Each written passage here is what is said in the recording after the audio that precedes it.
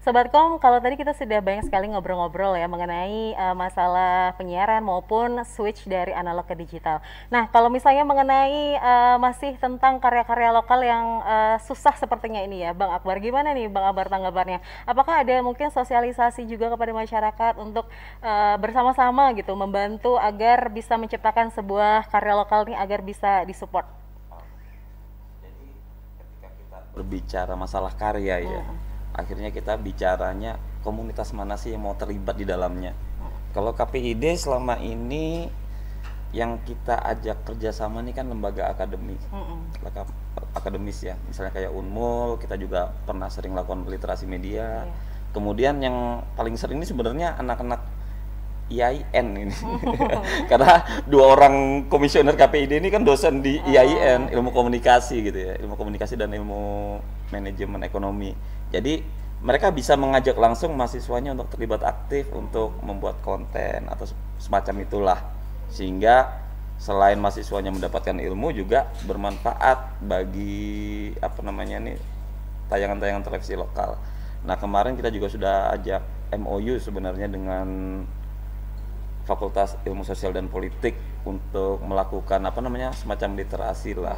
Literasi ini dalam artian bukan hanya untuk mencerdaskan penonton, tapi juga bagaimana lembaga-lembaga akademis ini bisa terlibat aktif untuk membuat semacam konten-konten. Tapi ini yang belum kita tindak lanjuti dalam bentuk MOA lagi untuk agreementnya seperti apa sih gitu loh. Karena semuanya kan kembali kepada pembiayaan ya.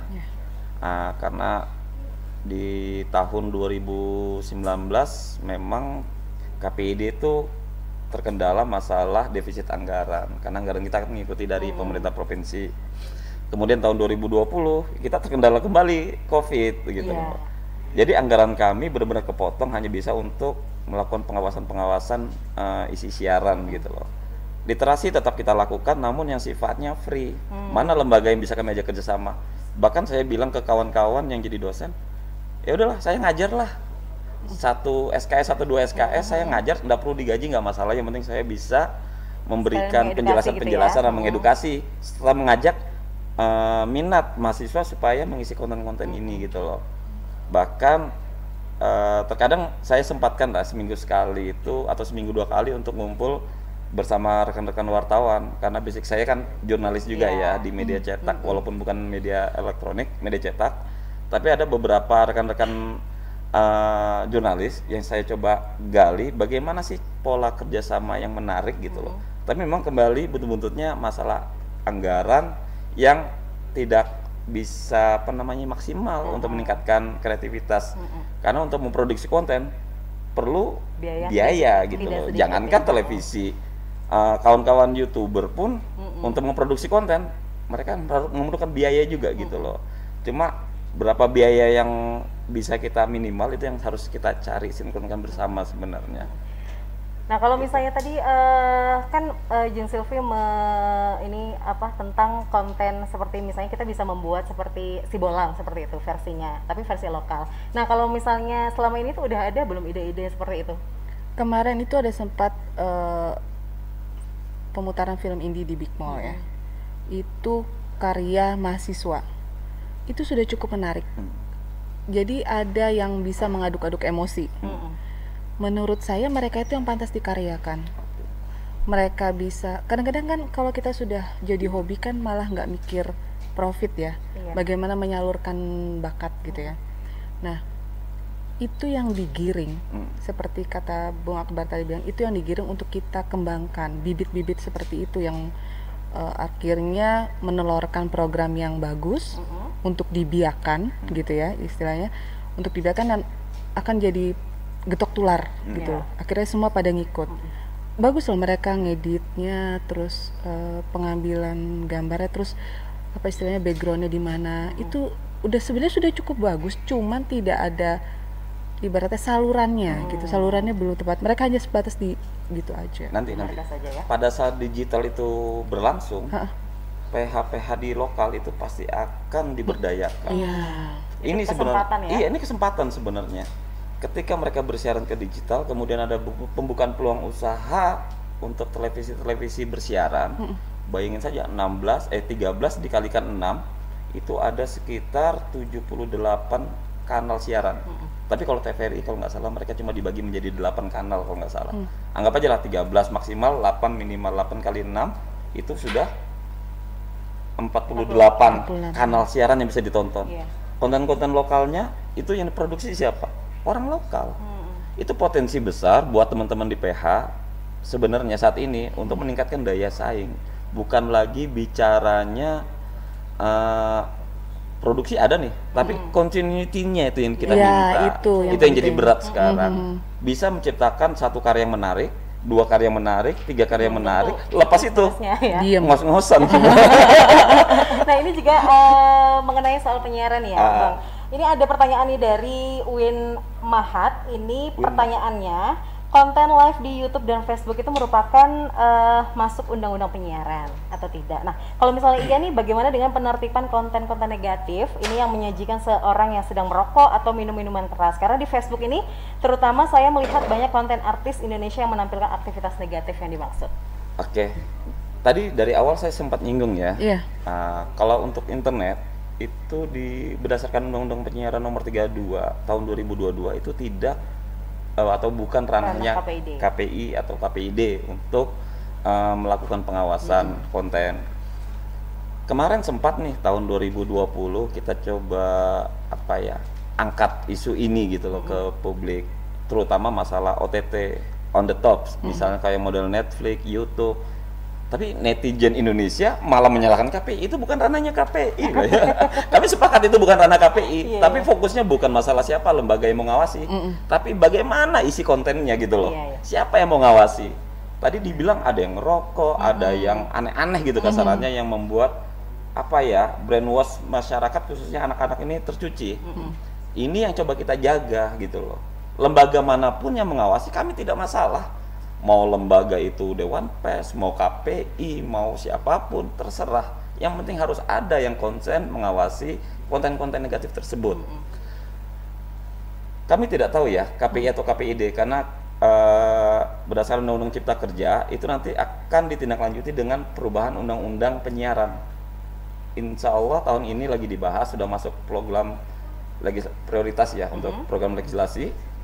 Kemungkinan jika memang ada perubahan ke arah sana, itu akan ada sebuah lembaga yang akan mengatur masalah penyiaran atau isi konten yang ada di internet, media sosial, di media sosial maupun OTT. Karena intinya satu bagi kami, menjaga marwah, harkat, martabat, kemudian edukasi bagi masyarakat itu yang paling penting. Karena bagaimanapun konten-konten negatif ini kalau tidak ada yang ngawasi, ya tunggu aja kehancuran negara kita gitu. Nah ini juga ada masih pertanyaan dari Win Matha nih. Sejauh mana sebenarnya kerjasama Komisi Penyiaran dengan pemilik jejaring sosial baik lokal maupun internasional? Oke, kalau jika bertanya hubungan ya, baik-baik saja atau hubungannya gimana ya? Dibilang sudah nyatakan cinta juga belum. Romance. Tapi kita coba buka peluang gitu loh ya. Karena KPID pun membuka media sosial untuk sarana sosialisasi sebenarnya. Kita punya YouTube, kita punya Instagram, kita punya ya media sosial lah untuk melakukan sosialisasi. Tetapi jika ditanya mana yang sudah kita ajak kerjasama benar-benar serius, yang benar-benar serius hanya lembaga penyiaran untuk mengingatkan masyarakat. Kalau yang konten lokal insya Allah sepertinya belum ada. Belum ada. Karena jujur saja kami lebih konsen kepada tugas-tugas kami sebenarnya untuk melakukan pengawasan. Apalagi yang paling penting kan bagaimana isi siaran yang ditayangkan itu baru bisa kami awasi setelah ditayangkan. Sebelum ditayangkan kami tidak bisa melakukan apa-apa gitu loh. Itu ranahnya LSF biasanya itu. Tadi ini menarik, Jen Silvi sempat bilang kalau misalnya di rumah sendiri itu dikunci dan anak-anak memang diharuskan nonton sesuai dengan usia dan peruntukannya. Ini juga ada pertanyaan nih untuk Jen Silvi dari Ahmad Agus TB Arifin. Kalau untuk Bu Silvi sendiri, kalangan usia sekolah ini sebenarnya tontonan seperti apa yang dianjurkan dari sisi akademisi ini? Usia sekolah yang mana? Mungkin sekolah dari SD, SMP, SMA. Ini dia cuma bilang usia sekolah. Oke. Karena usia sekolah itu kan relatif ya. Kalau SD itu saya lebih menyarankan, anak saya kan SD. Itu saya lebih kasih mereka konten-konten yang si bolang. Terus kemudian apa istilahnya do it yours itu loh, yang Iya, buat-buat, buat- bikin-bikin seperti itu. Saya sengaja untuk menumbuhkan kreativitas, otak kanannya biar kerja gitu. Kemudian untuk daya ingat mereka kepada ini kita masih punya alam yang bisa kita telusurin, yang contoh si bolang tadi. Cara nguncinya pada saat mereka klik channel itu, saya ada di situ gitu. Tetapi memang ya itu tidak bisa diawasi. Saya kan nggak mungkin ngawasi 24 jam. Tapi ya itu tadi, kalau misalnya tadi ada yang bilang kok KPI tidak mengawasi yang di media sosial atau di OTT tadi. Nah, ini lain lagi karena selama SFH ini kita tidak bisa bicara yang media massa yang biasa gitu ya. Media massa yang seperti itu, cara nguncinya itu saya filter, kemudian itu saya connectingkan ke handphone saya. Mereka lihat apa, mereka nonton apa, mereka download bisa diawasi apa, secara itu jauh saya ya? bisa lihat dari sini. Batasan untuk penggunaan saya bisa lihat dari sini gitu. Walaupun saya dimanapun gitu. Selama emailnya mereka masih aktif. Nah itu saya lock, ada sandi orang tua. Nah kalau TV saya sarankan mereka gini, anak saya kan, mah pengen nonton drakor gitu. Emaknya juga mau ikut. Enggak, saya bilang Tapi jangan emaknya ngajakin. saya bilang belum saatnya. Kok teman-teman nonton? Mereka belum tahu, belum saatnya. Karena di TV itu gini kak, saya bilang kan, itu ada yang di kanan bawah, ada B, ada SU gitu ya, bimbingan orang tua, BO itu ya, SU sama apa satunya tuh? Dewasa. Dewasa ada. D17, D13, ada R13 ya. Iya. Itu kalau kalian mau nonton, kalian harus perhatikan itu. Karena kalau tidak melihat itu berarti sudah melewati batas. Dan kita sepakat memang saya tidak akan menyentuh gadgetmu, tapi kamu tidak boleh menyentuh yang saya larang gitu. Artinya berarti ada kesepakatan gitu ada ya? kesepakatan. Saya ada atau tidak ada itu kita deal gini. Ada salah satu yang melanggar, ya silahkan saling memberi punishment gitu. Nah begitu aja sih. Memang cara-caranya agak kolot ya. Mungkin kalau dibilang orang kolot, masa di era yang bebas gini masih pakai lock gitu. Menurut saya seperti tadi kata Bung Akbar bilang, dimulai dari rumah gitu. Benar. Kalau di rumah aja sudah tidak ada batasan, bagaimana ke sana? Begitu. Even itu cuman gadget, tapi ini luar biasa jendelanya. Iya. Kita bisa buka jendela mana aja yang tidak terkontrol. Nah, cara saya cuman ini smartphone, telepon pintar. Masa kita lebih bodoh dari dia gitu kan? Ibaratnya gitu. Nah, TV itu kan ya bahasa mudahnya kan layar kotak aja gitu. Nah, gimana kita bisa out of the box dengan cara kita kontrol kotak itu, dengan cara jemari kita supaya dikontrol gimana? Dilihat nih channel, even yang itu ya, yang kayak macam berbayar itu, kan ada tuh yang paket buat anak paket. Ya. Nah, itu yang saya terapkan juga, pemilihan itu. Pemilihan konten. Yes, gitu. Jadi sebenarnya kebiasaan dari rumah itu bisa menyebabkan kebiasaan yang positif juga ya? Bisa, Bisa. bisa. Sangat bisa ya. Sangat malahan. Karena bagaimanapun kan apa ya, tumbuh kembang anak ini kan paling besar kan sama orang tua. Iya. Iya. Itu Apalagi yang penting. masa begini ya. Iya, apalagi masa-masa pandemi gini, mereka sering di Baik di rumah. rumah pasti banyak nonton Ini- TV ya. Malah kadang-kadang kita jadi stres itu ketika melihat ibu-ibu yang ngoceh-ngoceh karena harus ngawasi anaknya 24 jam. Oh iya. itu stres saya ya? sebenarnya sedih gitu loh, sedih. Ya, benar. Energi habis tuh. Ada pengalaman pribadi nih, Iya. menguras energi di rumah. Sangat. Ini kan saya lock jam 11 sudah nggak bisa nonton apapun. Iya. Gitu. Saya sediakan kerdus. Kamu bikin apa? Oh. Gitu. Jadi Bikin dialihkan apa? ke yang lain ya. Heeh. Bikin Saya kasih aktivitas lain ya. saya kasih peliharaan. Ini diunyek-unyek aja gitu. Ada batasan. TV itu atau media massa itu jendela kita buat lihat kemanapun.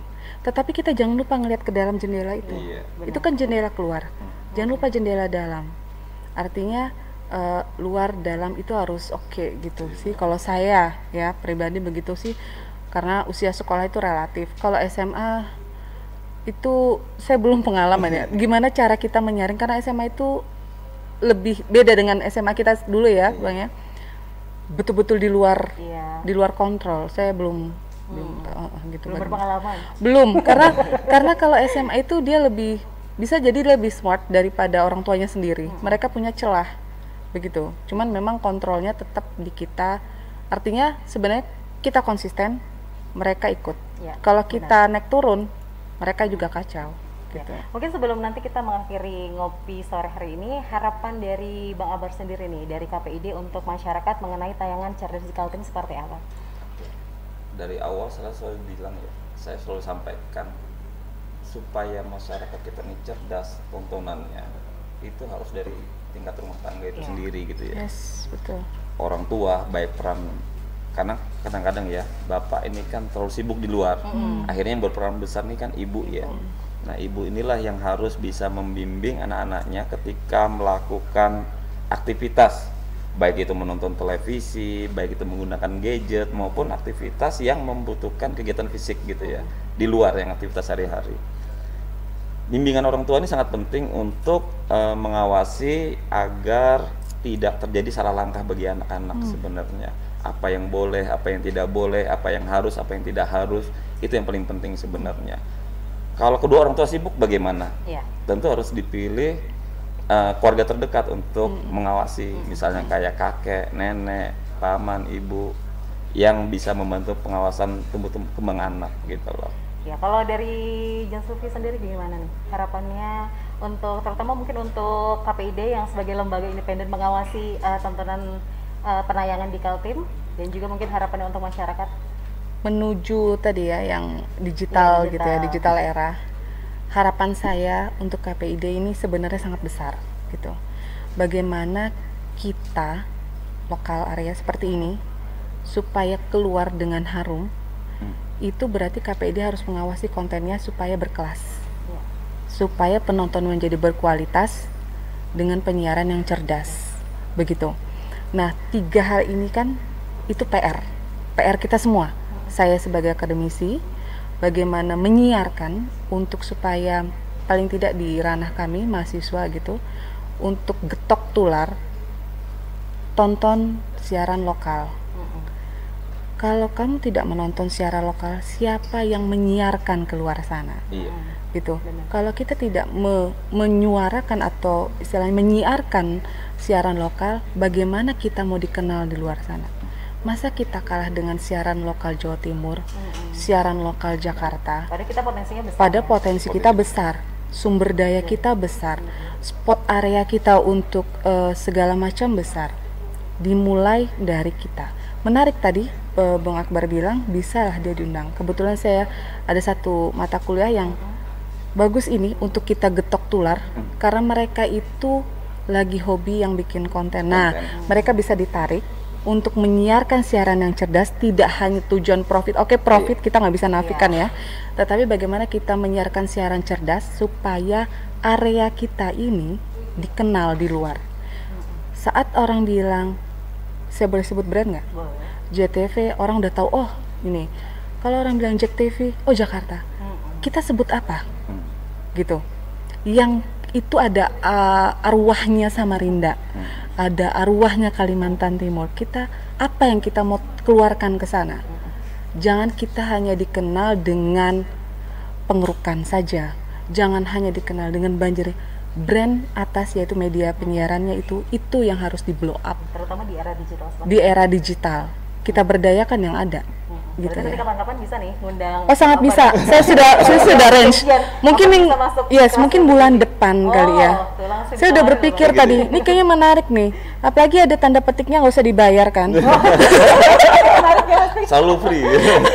Tapi saya dengar ada Jeng Silvi ini kalau lagi ngomong bahasanya lembut gitu ya. Kayak lulus cepat.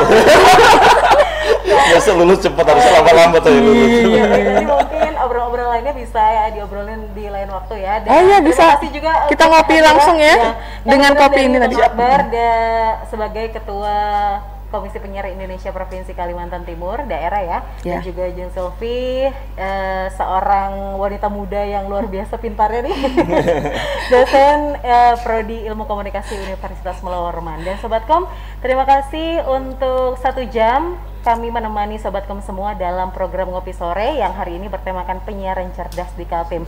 Dan intinya adalah penyiaran cerdas di Kaltim ini bagaimana selain KPID yang melakukan pengawasan tayangan di Kaltim dan juga peran masyarakat, terutama peran dari rumah ya, itu sangat diperlukan agar tontonan kita sesuai dengan usia dan peruntukannya. Terima kasih Sobat Kom, minggu depan kita bertemu lagi tentunya di hari Kamis jam 4 sore. Terima kasih atas partisipasinya. Saya Nicita Heriananda Putri, mohon undur diri. Wassalamualaikum warahmatullahi wabarakatuh. Selamat sore.